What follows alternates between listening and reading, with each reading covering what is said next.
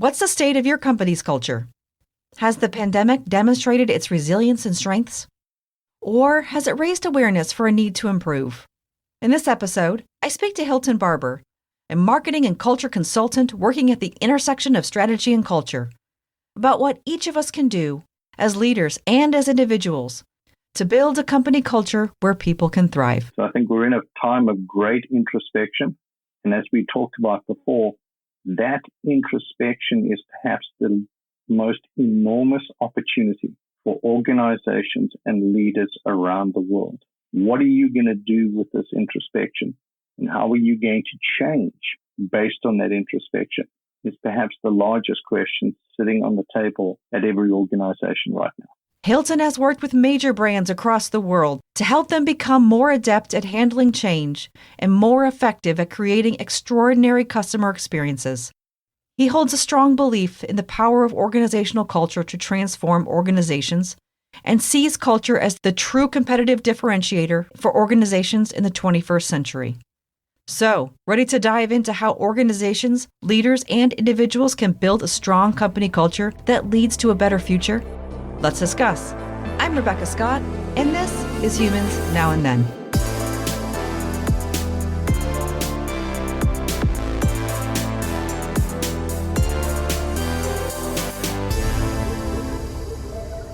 Hilton Barbour, thank you for joining me.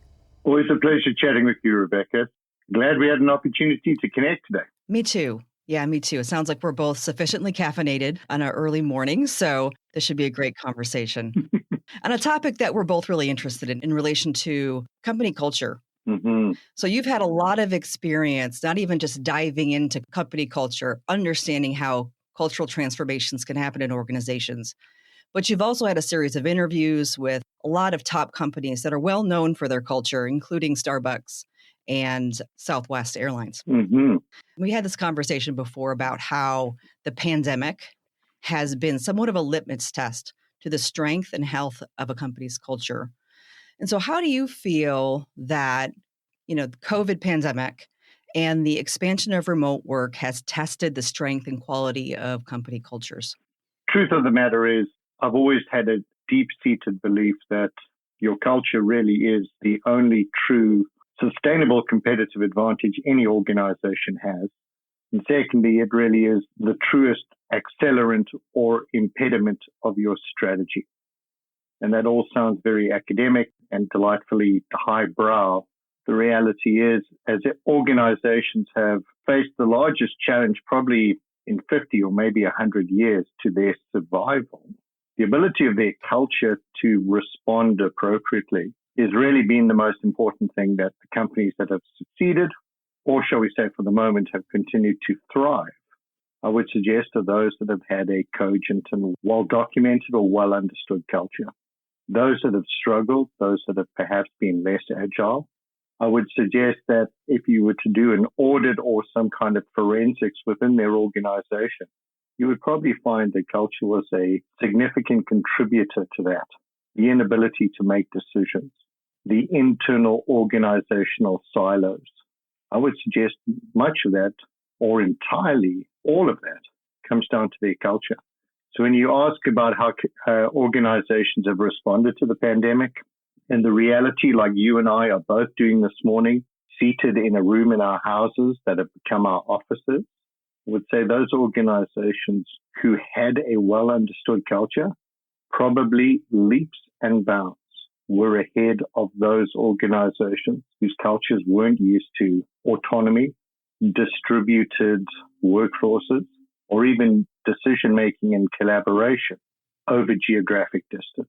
So for me, time and again, it comes back to your organization's ability to work with agility is really, first and foremost, the culture's ability to work like that under duress. So that's really fascinating because, of course, a lot of organizations could never have really seen this coming. There were a lot of organizations that were exploring the expansion of remote work because there's been a lot of data that has shown that employees often enjoy the flexibility involved with remote work. Mm-hmm. Some employees enjoy the fact that they can disconnect from their physical workspace when they need to. Mm-hmm. Sometimes it helps folks be able to handle their family responsibilities, sometimes better if they can not have to worry about commute times and things like that. So there are some organizations, I think, that were primed for the expansion of remote work, but not necessarily management channels, I think, or leadership channels that were prepared for the differences in leadership or leading people who are working remote. Do you have any success stories about folks that you've seen in leadership that has made that transition well? Or even maybe some stories of folks that may be learning the hard way about the challenges associated with leading a remote workforce? Well, I think let's go directly to some folks who've done an excellent job of at least listening, Rebecca. I think truth of the matter is the pandemic, we're now 6 months into it. And in the history of an organization, that's a blinking of an eye, and I think certainly for large global organizations, just the sheer complexity of what they have to deal with just to stay afloat, let alone adapt. I think we should take pause and ask how realistic it is for organizations to be doing this well when, to your point, this is probably something that's sat on the shelf or they've pushed off for several years. So that sort of 6 months, it's been an incredibly intense 6 months for a lot of organizations, of course. I've seen some recent stuff out of Microsoft, which is probably the most encouraging set of data around really just listening to the organization, because the examples you gave, I think, are excellent. But by the same token, there are also a slew of other examples of people who desperately want to go into an office, into a physical space, who desperately feel trapped in their one-bedroom condominium with a goldfish as their only source of companionship. Or those people, perhaps like myself, who genuinely relish being in a room with your colleagues and a whiteboard and sort of an hour of time to say, how can we make this idea better? So I think you're absolutely right. There are individuals whose lives have been significantly enhanced by not having to have a 2-hour commute. But equally, there have been people who've been disrupted because that routine is missing. They're having to work inside a home environment where they have newborn children screaming in the background while they're on a Zoom call. So I think that spectrum of adaptability at an individual level has been enormous. And for any astute organization, recognizing that spectrum has been important, and recognizing that a one-size-fits-all solution is probably the most disingenuous thing that they can do for their people. So you ask about people who are doing it right. Truthfully, I don't know who's doing it right now, because it will be incredibly individual. And that's the thing about your culture. Your culture is yours uniquely and individually. And that to see something from Twitter to say, oh, people are going to work remotely until June of next year or work remotely forever is great for Twitter and perhaps great for the Twitter culture. But to think that you can copy and paste that into your organization and do the same things and achieve the same results, I think is perhaps a naive expectation. At best, and the strong recommendation that I would make is, have you been listening to your organization? Have you been constantly probing and prodding and questioning your people? And have you been looking for signs from your culture that you have been able to adapt? What is the speed of decision making? What is the level of collaboration?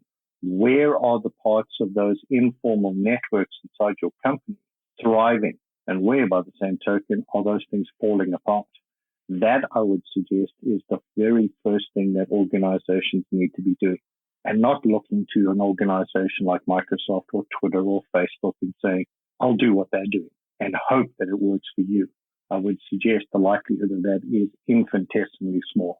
Yeah, such very important points. And I've seen that trajectory. Many of us have seen folks trying to copy either the culture or the methodologies or the processes of large successful organizations, or even those organizations where we have a perception of success.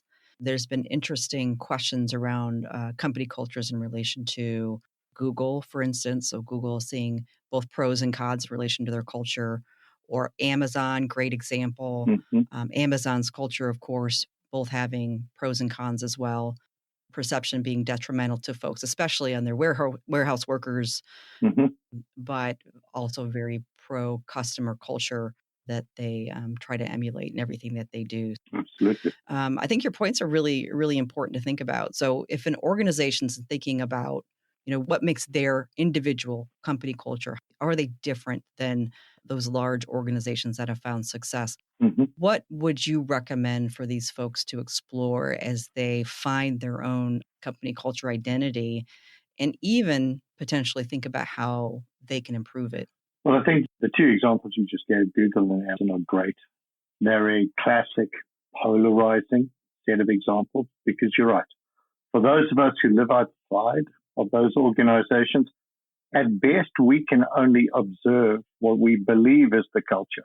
The reality is the culture is what happens inside the organization by the people and employees who work there. They're the only ones who can truly say, this is the culture here, because they're the ones that are impacted by it. They are the ones that are swimming in it day to day. They see how decisions are made. They see how their colleagues behave. And in classic fashion, they see the behaviors that are rewarded or ridiculed.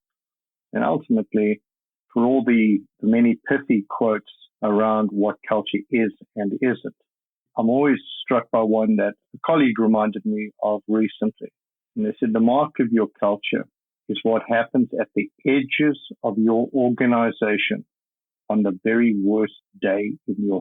And I thought that was incredibly profound, because what it signaled was, if you have a cogent and well understood culture in a situation like the pandemic that we're facing right now, the people 10,000 miles away from headquarters either know what to do or they don't. They know how they should culturally respond, or they are trapped like deer in the headlights. So if you're asking me what a leader of any organization should be doing in this moment, I would suggest they need to firstly recognize that they probably have the least objective view of their culture of anybody in the building. There's no leader of an organization who probably doesn't paint a rosier picture of their culture than the person the furthest away from them in terms of tenure and seniority. It's just a reality. And why is that? Because, you lead the organization. The ultimate buck stops with you. You understand the strategy of the company more than anyone else. So it's not surprising you probably are the least objective about your culture. That's probably point number one. Point number two really is look around and consider how decisions are made at your organization. Look at how easy or difficult it is to move things forward. Look at the types of behaviors that happen around you. All the classic moments of things like great ideas can come from anywhere, but only if you're a senior SVP and have been working at this company for a decade. I mean, we say a lot of things inside our organizations, and sadly, time and again, we often act incongruently from those things. So if there's something that you can, as a leader, acknowledge, is first that you're probably less objective about your culture than the people around you. And secondly, take a moment of pause and just deeply reflect on some of those things. How do we behave around here? How do we act? How do we make decisions? What do we reward and what do we ridicule? Those are the beginnings of understanding how your culture really is and what it really does and mean to the people around you. Yeah, there's so many directions I can go from what you just said, Hilton. But this would be a very long episode if I went all of those directions. But I have many thoughts. But I'm going to go to one. And you talked about what is rewarded. And this is a topic I bring up often, because this is the thing that perpetuates an organization. So you can say one thing, but if you reward a behavior that is not congruent with the culture you claim to have, then that behavior will continue. And I want to bring up one that we kind of touched on in our conversations before we actually started recording, in relation to kind of hustle culture and working long hours. Many organizations reward that type of unhealthy behavior. So working many hours, working weekends, working evenings. That behavior is rewarded in organizations often. And sometimes these same organizations will also have well-being initiatives, for instance, in relation to looking out for your health and well-being, but also on the flip side of that coin, are rewarding folks for working excessive hours. What are your thoughts around that type of dichotomy to organizations that are trying to promote the well-being of their employees, but also are pushing this idea that working too much is good. It shows dedication. It shows commitment. You're a team player and that Yeah. and those kind of messages. Do you see those things in organizations, or what are your thoughts around that? Well, the short answer is those are incredibly detrimental to your culture. End of story. In fact, let me rephrase that. They're not detrimental to your culture. They reinforce the culture that you have. End of story. Because people will look to what is rewarded and take their gauge from that. Again, in the lexicon of pithy culture definitions, another one I'm very fond of is your culture is defined by the worst behavior tolerated by your leadership. End of story.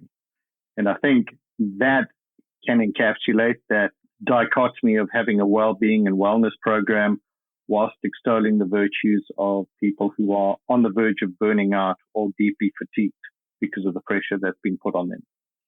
I think invariably, and this is the reality perhaps exacerbated by COVID, but I think for a lot of employees, they look to the inside their organization and they feel a degree of cynicism, a degree of skepticism about the difference between what is communicated and what is rewarded. Because for every bright, cheerful poster on a wall that isn't met entirely by a similar set of behaviors and actions, the people will look to the actions and take their gauge and guide from the actions. So if you communicate that you have a well-being program and then promote Sarah and Johnny because they worked 36 hours of the last 48, people will take the Johnny and Sarah promotion as a guide for what is expected and what is rewarded inside your culture. And that's the reality. It's not what we say, it's what we do and how we act. It's as simple as that. Right. And I think that you're exactly right. And I've seen many examples of that, and even just sometimes water cooler conversations about, I heard what they said in that meeting or that, email or that whatever it is the communication method within your organization. I heard that positive message about how amazing we are, but that's all fluff. That's not how it really works here. Absolutely. And I think you hear that in a lot of large organizations in particular, that there is this disconnect between the message they're hearing from their leadership about the positivity and what they're actually experiencing. And now I'm going to go a different direction on this as well, because I'm on a roll, which is the joy of a couple of coffees in the morning. So this is perfect. That's right. That's right. Perfect. I'm 2 in and probably another one after this call. The fact that that dichotomy exists, people in the organizations experience those behaviors like you mentioned. They see the behaviors from their leadership, they see the behaviors around them that are rewarded. They start to believe the messages that are coming down about how positive things are around them are fluff. They don't necessarily see it as accurate, but they understand the need to put on a mask and pretend like it's the truth, right? They are afraid to speak up against the dichotomy or recognize that publicly to their leadership, or so forth, because sometimes speaking up is a risk in those types of organizations because the perception is that it must remain this positive perception of the organization. And if you don't exhume the positive, then you must be not a team player or you must not be on board with the perception of the culture. That's difficult, I think, for folks and organizations to keep that mask on. I think it's something we hear a lot more about of folks feeling that they need to wear a mask in organizations. And I think even now, one of the things the pandemic has done, it's forced people to become very realistic about the limitations that they have in their life and what's happening around them and really kind of see things differently than they had in the past. How long do you think employees will continue to be able to maybe wear that mask or not speak up about the things that might be detrimental to them or detrimental to the company, really? When do we start to live more of that truth that employees often want to talk about more openly without feeling some level of risk in doing so? Firstly, that's an excellent question. And well, truth of the matter is, if I had the answer, Rebecca, I'd be on an enormous yacht with cases of really expensive champagne around me and sort of opining and holding court on it. I think the reality is what you've asked is probably one of the most deeply individual questions of our time. because the environment that you're setting up, the reality, I think, is very accurate for many people. I think the counterpoint, obviously, is we're also facing a time of significant economic upheaval, a lot of people in dire financial straits. And I think we can't for a second discount that on a good day, people would have, I'm going to call it the luxury. And for some, it is a luxury to say, I'm not putting up with this anymore, I'm out. And having the latitude or the financial well-being or just the repertoire of skills and talent to go somewhere else. I think we have droves of people across the globe that sadly don't have the luxury of saying, I'm out of here.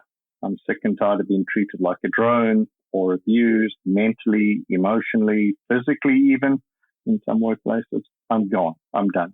So I think that's an unfortunate reality of the pandemic too. But I think for those individuals who have the ability to do something else, I think the individual question is, what is their tolerance? And what is it that they are working to achieve inside their organization right now? And perhaps the most important question is, do they believe the organization is willing and able to change? Again, time and again, the hardest thing about culture is just simple reality. It's entirely about humans. And we are emotional, irrational beings at our core. We are, we will act in different ways day to day. And that's regardless of whether you're the CEO or the person sitting at the front desk.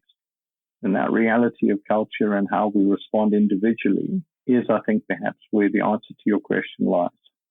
But I think every individual right now is probably asking a very simple question. Am I prepared to take more of this? And what is my threshold? Or ideally behind door number 2, I believe my organization can and is willing to change because they recognize the talent and the possibility of the people inside this organization. And I think for individuals who may be having a tough go of it right now, that should be a question that they ask. How much are they prepared to tolerate? And how much are the organization prepared to change? If only they knew how and where to change. Yeah, it's an interesting point of self-reflection that I think a lot of folks are doing right now and maybe not even realizing that so many other folks are thinking in the same way. Like, where is my path taking me? Maybe questioning or maybe even thinking more deeply about what is their purpose? Mm-hmm. What's the meaning of their work? How does it align to their values? But also, of course, their well-being. Absolutely. Interesting transition point. Yeah. Well, let me put it to you this way, that I think there's absolutely a heightened awareness of it. And I think as a lot of things we've talked about regarding the pandemic, it's probably long overdue. I think some of the societal things that we're seeing unfolding in the news every night reflect a lot of topics, conversations, introspections that we perhaps as a society have chosen to ignore or brush aside. So I think we're seeing it in very stark fashion, erupting literally around us.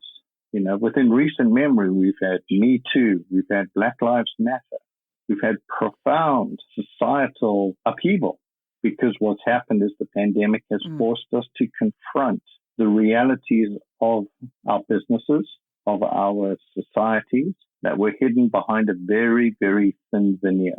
And that veneer has been ripped aside. So I think we're in a time of great introspection.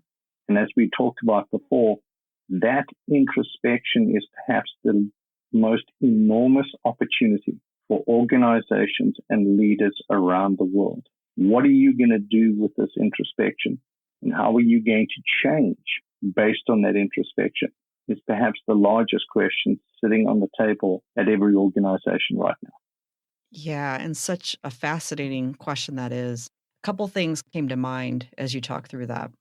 One being the tremendous opportunity for leaders in particular, individual leaders, to connect with the people in their organizations on a more direct level. So having honest conversations about what they're experiencing and understanding the differences that might exist across that organization, to your point earlier, how different people's lives and experiences are impacting their perceptions of their work, of their lives, how that might either help them engage in their work or potentially disengage from their work.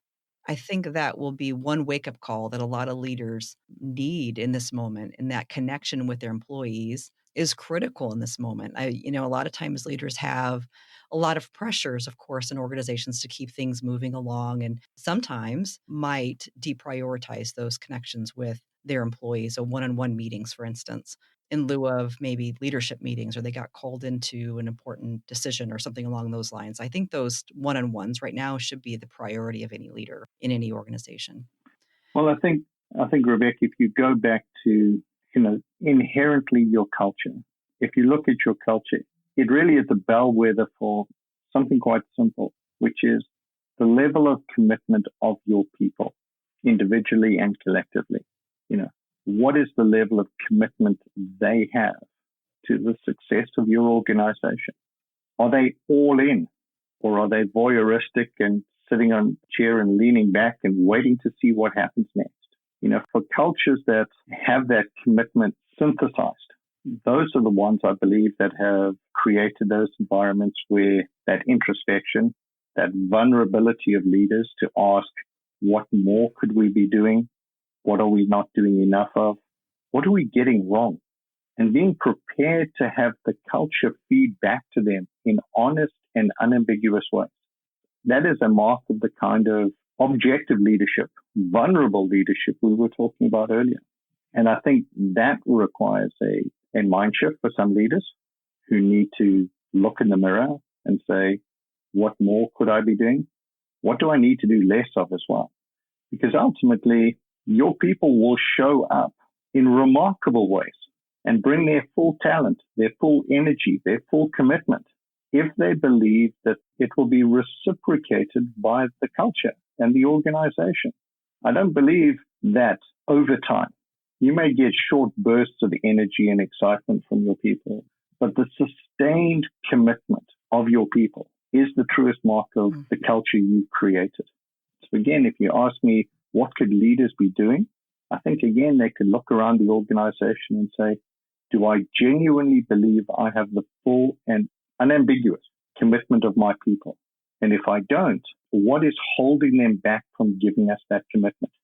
And what is my role in creating an environment where that commitment naturally exudes and falls out of every pore of every person working? What do I need to do to create that? I love that. Leaders taking that accountability for the behaviors in their organizations by modeling the behaviors they wish to see and understanding the value of those behaviors. Vulnerability in leadership is tremendously valuable because not only does that make an example to your people that it's okay to speak up, it's okay to admit your faults, it's okay to make mistakes and take accountability for those mistakes is really critical, but also in the relation to kind of new ideas and innovation and moving forward, feeling like it's okay to say an idea that may not be the blockbuster or whatever. Every idea doesn't have to be amazing, but if you feel vulnerable enough and safe enough to be able to share that idea in an environment that you can create dialogue and create progress, that's where some magic can happen. So you're right, leaders have this opportunity to demonstrate that behavior of vulnerability, the ability to take accountability, to make mistakes and talk about those mistakes and how you can improve is so very important. Well, Rebecca, let me just add to that because, again, it's incredibly easy for us to beat on the leaders of organizations around us and tell them that they're not stepping up authentically and not stepping into their truth and all these good things. And, it makes for a lot of really emotive LinkedIn social media vernacular, as we talked about earlier. But I think we also do ourselves a bit of a disservice by beating on leaders who, in many ways, this is their learned behavior. They've come up through environments where leadership was exalted as omnipotent and omnipresent and the sage know-alls of everything. There is a genuine leadership mythology that has created this environment. I think as much as it's easy to take pot shots at leaders and saying you need to be more vulnerable, I think we also need to acknowledge that many of them don't wake up in the morning as narcissists and malevolent people who just want to wring everything out of their people. But they've learned from the leaders that preceded them and from the exaltations of those leaders. So I think in fairness, we should cut our leaders a little bit of slack but at the same time push them hard on saying those days, those icons of leadership of a different time. The way to lead today is different, and we expect you to step into the necessity of leading differently. So I just don't want to make this about beating up on leaders and saying they're doing a poor job. Many of them are just human beings with a huge heart, trying like the rest of us, desperately hard to make sense of everything that's going on around them. Yeah, and I'm actually very glad you said that. And any leader out there that felt that from me, that certainly wasn't my intent. I had worked with leaders here in the Indianapolis area last year. So I held a series of conversations about innovating leadership. And with those conversations with those leaders, these weren't folks that were looking for continuing command and control. These were folks who were looking for opportunities for them to help their people succeed, that were struggling because their people were struggling. And so I think one of the things that's really important for us to think about is what you just said. Leaders are doing their best under the old rules that are no longer working. Many leaders are looking for new solutions on how to help their people succeed and help their organizations move forward. And as the rules change, it's very difficult to identify those things that will work in this new environment because simply these new solutions, these new kind of ways of work that we need when we move forward into the future, there aren't a lot of great, wide-ranging, one-way, one-fits-all approach. Because, even you mentioned it earlier in the conversation, every organization needs to understand how they operate, understand their goals, understand their customers, understand their employees, and challenge what they'd like to achieve versus how they're operating in the actual behaviors in their organization on a day-to-day basis. And I think that's the gap that a lot of leaders are struggling to close. How do you find ways to help your people be healthy, stay engaged, and also still meet the demands of your organization in relation to delivering, to being profitable? This dynamic is, to some respect, been flipped on its ear with the pandemic.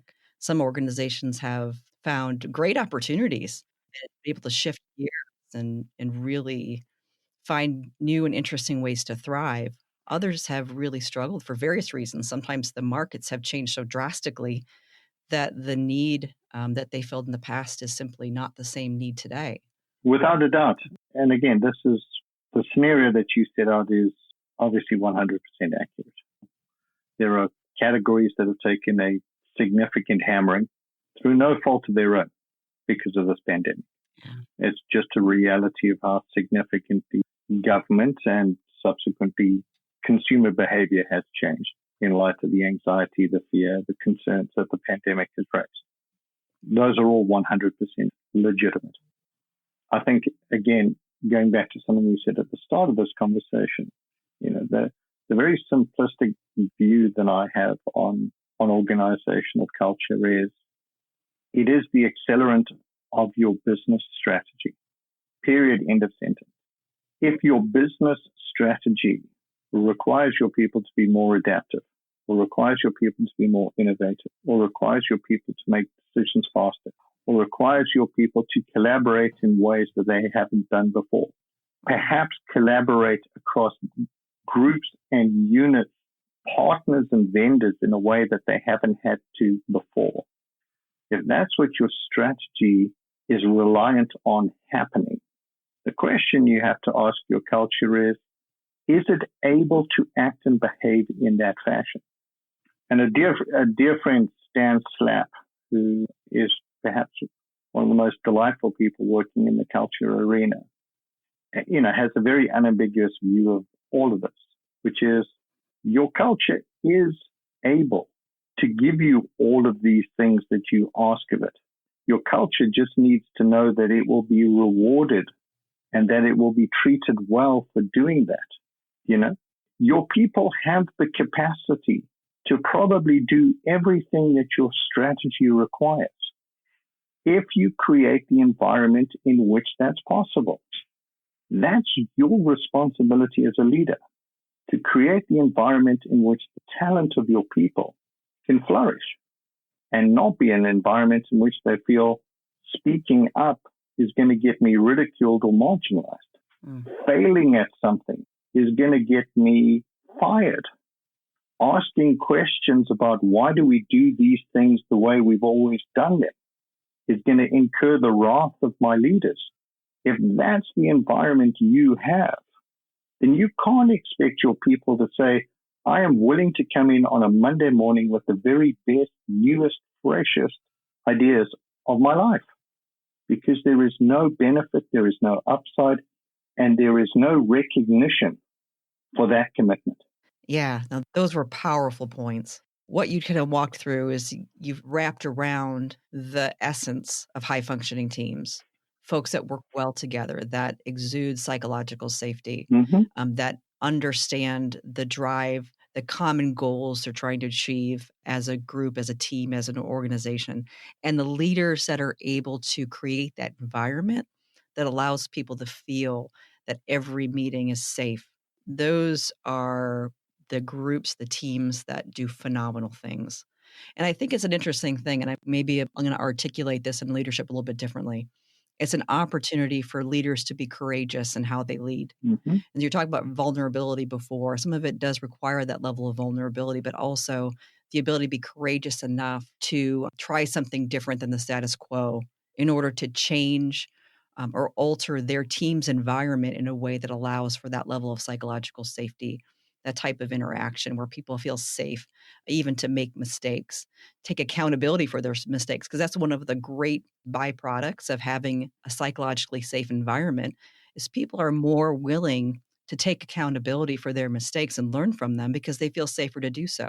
What a great, powerful thing to think about in this time. Absolutely. And how we move forward, find creative solutions to move forward in very difficult times. Well, Rebecca, the one thing I would add to everything that you've just said, which I agree with wholeheartedly, is that I also don't want to lose sight of the fact that we all individually have a responsibility for this as well. And I can appreciate that it's incredibly difficult inside certain organizations to speak up and speak out, etc. And perhaps if it's that difficult, then again, back to your earlier question, what should an individual do? Well, evaluate their risk tolerance and say, enough, and I'm out. But I do think for anyone listening to this, I think the one thing that we all owe ourselves, our colleagues, our organization, and heaven knows, perhaps our society, is what accountability am I taking for my action to step in and lean in and change the environment around me? For some people inside some organizations, that may be an impossibility, and I readily acknowledge that. But I think to put the entire onus entirely on our leaders and our managers, I think is a cop-out. If you're able to look in the mirror and say, I try in whatever small ways I can to make this environment, or even the life of the person sitting at the desk next to me, real or virtual as it may be, just a little bit better. I think that's beholden on all of us, because I think the ripple effect of that through our companies would be disproportionate. I'm not here to give some Pollyanna answer that, will change the world by, give everyone a Coca-Cola and we'll all be singing on a hilltop. But I think the reality is it can be very easy. And over time, it can be incredibly hard because you're fatigued and you're depleted, your energy is depleted. But if you can take a moment in one interaction a day to say, what can I do to step up and step in to improve the life of the person across from me? Just try it and don't leave it entirely to our leaders and our managers. We all have a responsibility and we all have an accountability to try that. And if it fails, do it again. If it fails again, then perhaps it's time to find it somewhere else. But don't stop doing it, each and every one of us.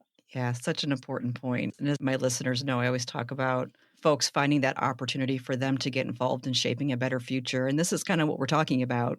Every person has that opportunity. And I think sometimes we have this idea that it's for certain people, whether they be people out in social media, people, leaders in our organizations. These are the folks that we feel might be the ones shaping the future. And I put this into the analogy of us sometimes feeling like we're in a boat heading towards the future with no oars. But the reality is that we all have the ability to pick up an oar and do our part to shape this future that we envision. And so that's why I highly relate to what you just said. But Mhm. you're right. It's not necessarily just leaders or just organizations. It's what can we each do in our part, in our role, in our place in this world to shape the future that we envision or shape a better future. And we have this tremendous opportunity at this point in time to shape something better in our workplaces that takes into account the things that we understood even before the pandemic weren't working. And now those aspects are somewhat amplified. Mhm. And now we have this opportunity to change company culture in particular, since that's kind of what we're talking about today mostly. Mhm. But company culture is evolving in order to take into account these aspects that will actually help us enter the future in a very interesting way, in a very adaptable way, in a way that might help people find their ability to feel well in the workplace. And what a great opportunity that is.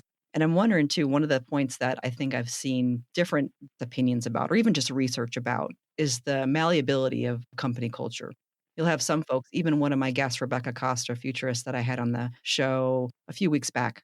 One of the things that she had mentioned is the fact that company cultures are usually set by the founders of that organization are somewhat static and remain somewhat unchanged over time. However, I know that there's a lot of folks that really work hard on cultural transformations like yourself, helping organizations shift their culture towards something that might help bring them into the future or be able to help them meet their goals more successfully. So, how malleable do you think an organization's culture can be or maybe should be, especially in this point in time as we're kind of venturing into a new or a different normal?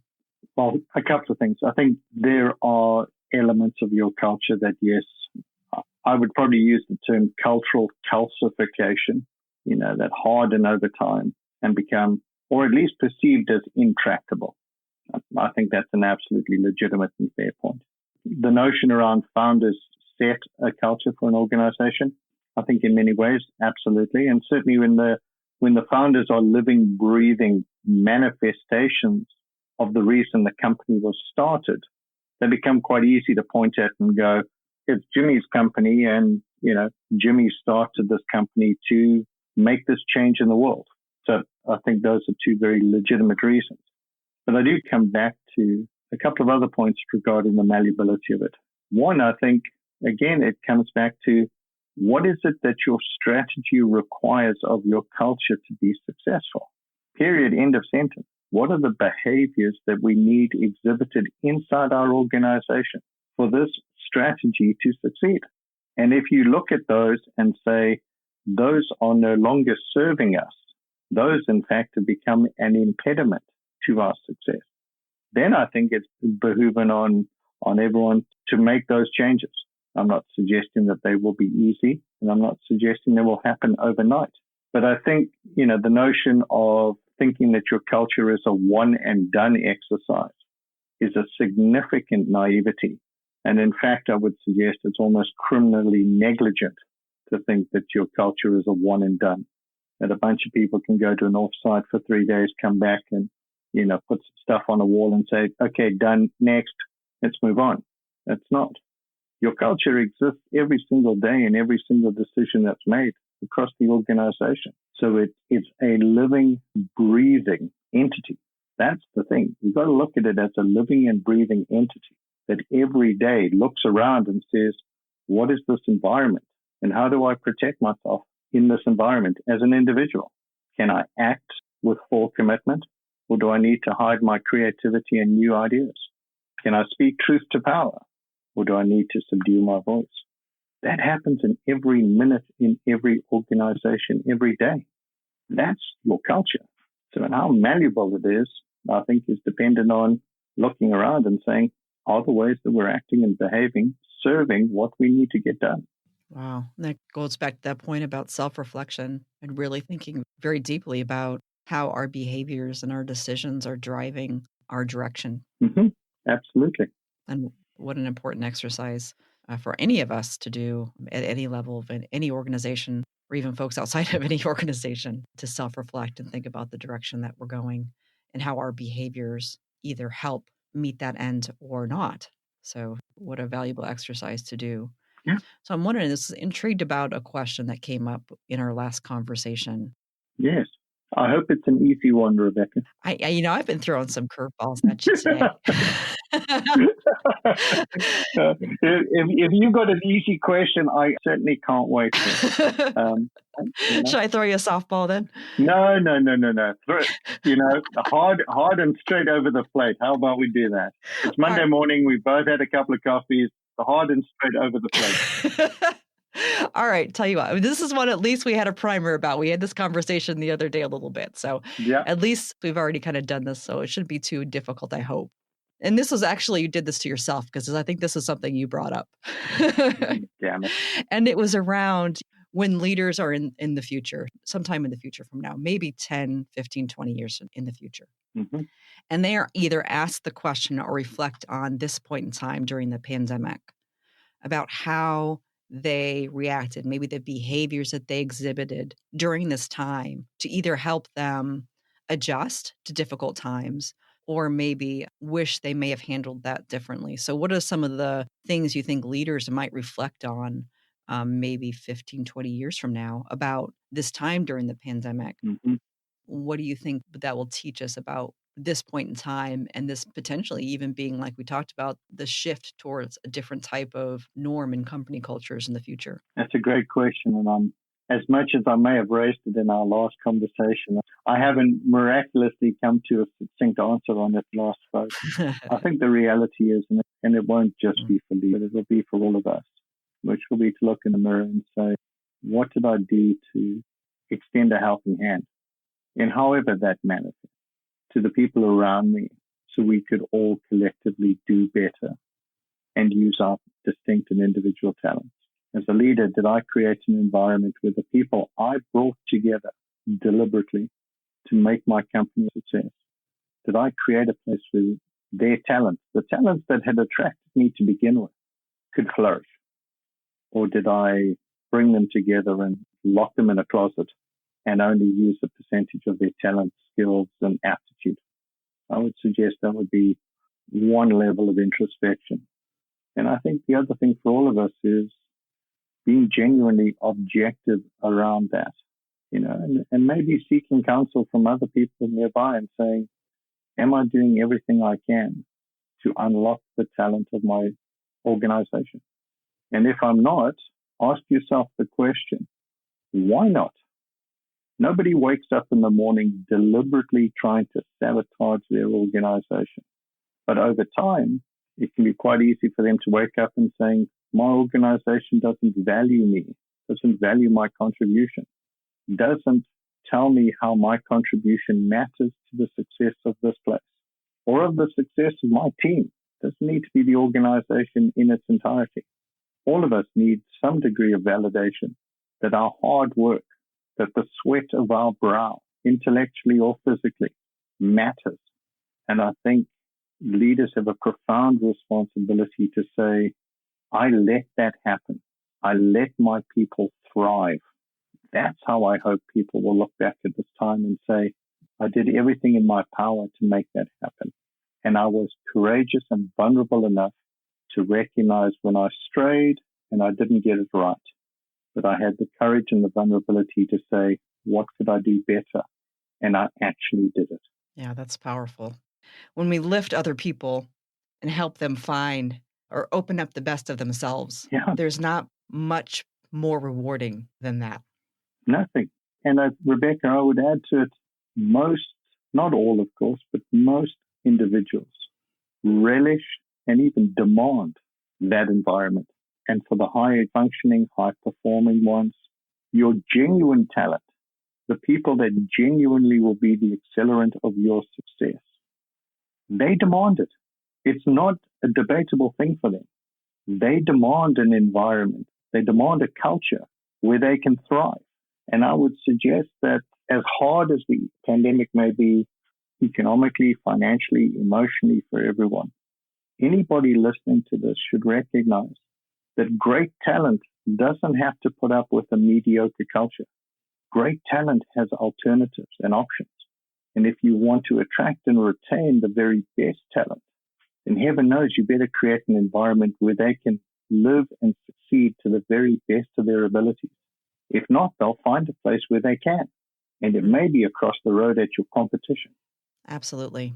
So let me ask you another question, and this one's going to be a little less intense, but still a very important question. Mm-hmm. What makes you optimistic about the future? Humans. I mean, not to be pithy, but humans.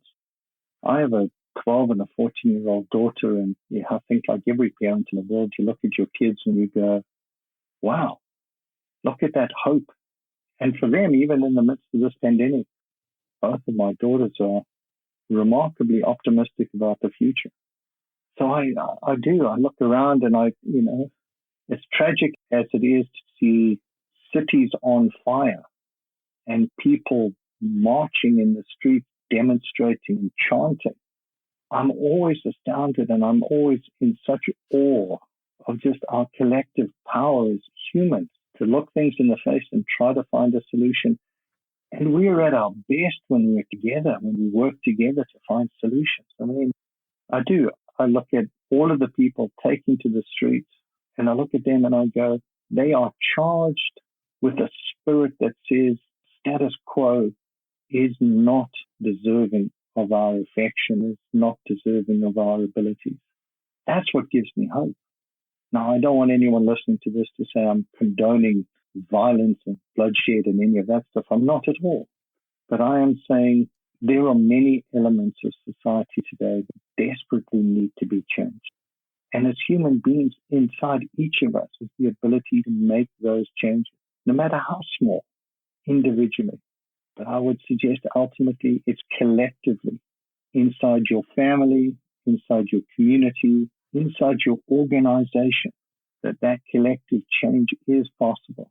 So again, not to sound like a Pollyanna, but I have significant hope and optimism for the human race when we work together collectively to do good.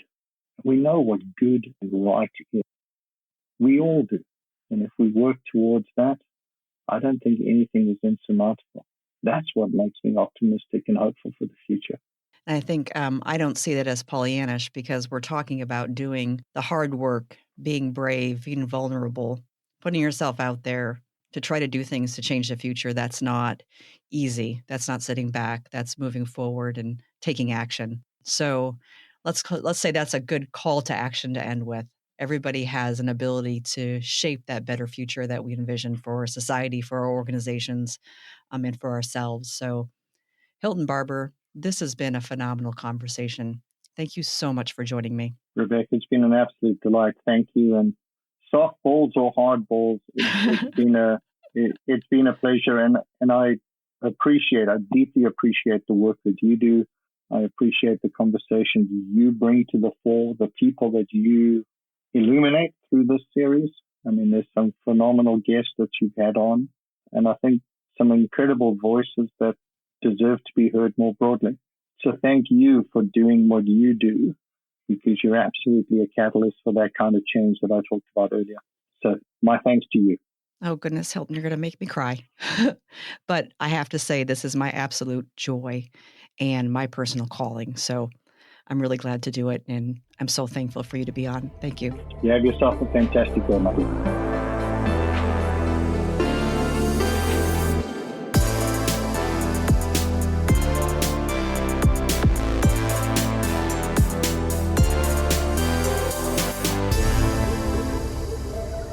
Well, there you have it. Hilton left me in tears. But these aren't the tears of someone ravaged by an ineffective culture or of leaders that feel beaten down by unreasonable demands. These are the tears that come from working hard towards achieving a meaningful goal, with strong purpose, by applying my strengths, and then receiving affirmation that my work is making a difference. That is powerful. But before I tear up again, this actually helps drive home Hilton's points about the type of culture that allows people to thrive. One that recognizes the need to create an environment where people can work at their best, where they do not fear bringing new ideas, where their contributions are recognized and valued, simply because they belong to an organization where their leaders have been introspective enough to understand what needs to change. And then, instead of settling for a status quo that doesn't work, they step up to enable the change that will build a better culture, a better organization, and a better future. So let's reiterate our call to action. What is it that you will do as a leader or as an individual to help build a culture that allows people around you to thrive? Even if it's as simple as improving one person's day, the actions you choose do make a difference. Sometimes a profound difference. And there is no reason that you shouldn't act now to make that difference you wish to see in your company culture or in our world. So, go on. Go help shape the future. To learn more about Hilton's amazing work, go to hiltonbarbour.com. That's HiltonBarbour.com. I'm Rebecca Scott, and this has been Humans Now and Then, hosted and produced by Rebecca Scott. Episode notes can be found at humansnowandthen.com. Thank you for listening.